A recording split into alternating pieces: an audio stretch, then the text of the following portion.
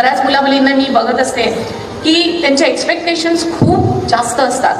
म्हणजे before they give even the prelims of UPSC और MPSC और बँकिंग और एनिथिंग, ते असे वागतात की ते ऑलरेडी ऑफिसर झालेले आहेत, ते ऑलरेडी IAS झालेले आहेत, ते ऑलरेडी IPS आहेत, DCP म्हणून पोस्टेड आहे.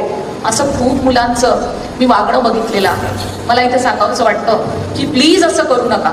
मी बऱ्याच मुलांना बघितलंय जे असे वागत होते ते साधे प्रिलिम्स सुद्धा नंतर पास झाले नाही, साधे मेन्स सुद्धा पास झालेले नाही. त्यामुळे तुमचे जे एक्सपेक्टेशन्स आहेत ते तुमच्यापुरती नक्की ठेवा, पण जे काही तुम्हाला वागायचं आहे, बोलायचं आहे, ते एकदा पास झाल्यावर ते कोणीही लपवू शकणार नाही की तुम्ही DCP आहात की ॲडिशनल कमिशनर आहात की डेप्युटी कमिशनर आहात.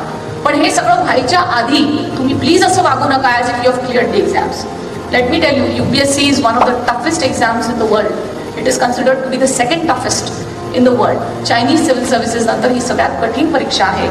पण म्हणून काय ॲव्हरेज मुलं त्यामध्ये, मुली त्यामध्ये